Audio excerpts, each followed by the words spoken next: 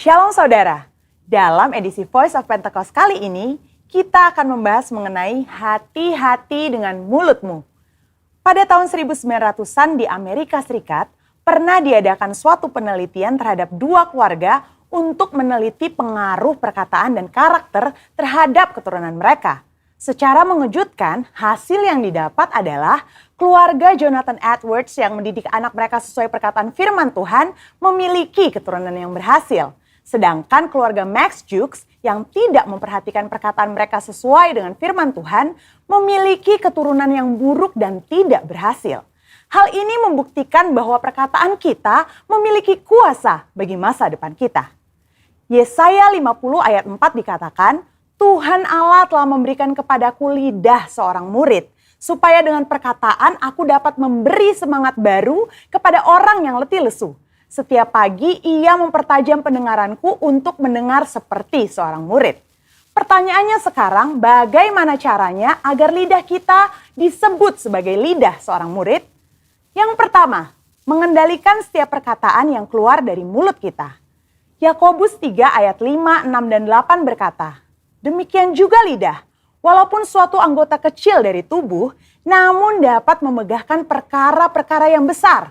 Lihatlah, betapapun kecilnya api, ia dapat membakar hutan yang besar. Lidah pun adalah api.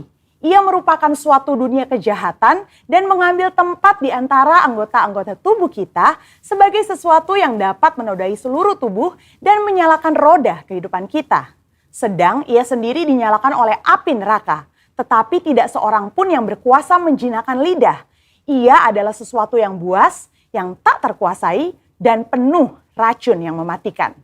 Hal ini harusnya menyadarkan kita bahwa dosa perkataan atau dosa lidah bukanlah sesuatu yang main-main. Daud sendiri menyatakan bagaimana dia memiliki tekad yang kuat untuk menjaga dirinya supaya jangan berdosa dengan lidahnya. Daud memberikan sebuah istilah menahan mulutnya dengan kekang, di mana kekang artinya melakukan kontrol, memegang kendali terhadap mulut atau perkataan kita. Memang bukan sesuatu yang mudah, tapi bukan merupakan hal yang mustahil karena dengan pertolongan dari Roh Kudus, kita pasti bisa melaluinya. Yang kedua, menyadari bahwa semua perkataan kita diperhatikan oleh Tuhan. Perkataan merupakan ekspresi hati dan ungkapan dari apa yang kita pikirkan. Tuhan melihat kita jauh ke lubuk hati kita yang terdalam. Ia mengetahui segala motivasi hati kita. Mungkin orang lain dapat kita bohongi dengan perkataan manis dan lembut yang sebenarnya hanya sekedar menutupi hati yang busuk atau pikiran yang jahat. Tapi Tuhan tidak dapat dibohongi. Daud menyatakan dalam Mazmur 139 ayat 4, sebab sebelum lidahku mengeluarkan perkataan, sesungguhnya semuanya telah kau ketahui, ya Tuhan. Dalam konteks dunia modern saat ini di mana media sosial menjadi salah satu sarana komunikasi yang dipakai untuk mengungkapkan ide, pendapat, komentar, informasi, bahkan curahan isi hati, jari-jari kita sebagai alternatif lidah atau bisa dikatakan sebagai lidah yang menuliskan perkataan kita di medsos juga harus kudus. Jangan sampai jari-jari kita mengetikkan pesan hoax, yaitu berita sembarangan yang tidak terbukti kebenarannya, apalagi yang menimbulkan perpecahan, kebencian, kebingungan, bahkan penyesatan bagi orang-orang yang membacanya. Yang ketiga, mulut kita senantiasa memperkatakan firman dan puji-pujian. Salah satu cara efektif untuk menjaga agar kita tidak salah menggunakan perkataan adalah dengan menggunakannya secara benar, yakni dengan cara senantiasa memperkatakan firman Tuhan dan puji-pujian kepada Tuhan di setiap waktu, di setiap keadaan, di setiap situasi kepada semua orang. Sambil kita memuji-muji Tuhan, ingatlah apa yang Tuhan nyatakan melalui Yakobus dalam suratnya.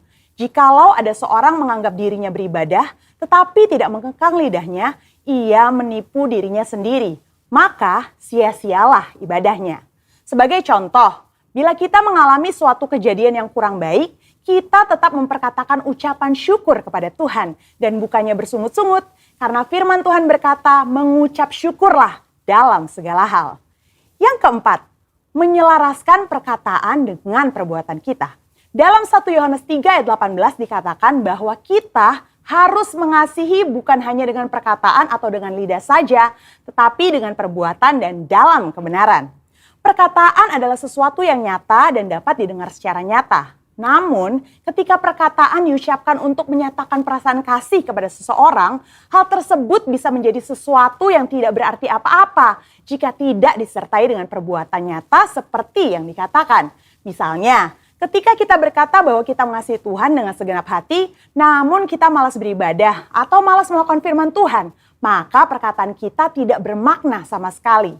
Kita perlu menyelaraskan perkataan dengan perbuatan kita. Dengan demikian, membantu kita untuk berpikir sebelum berkata-kata. Amsal 18 ayat 20-21 mengingatkan bahwa hidup dan mati dikuasai lidah. Oleh sebab itu, kita perlu memperhatikan apa yang kita ucapkan.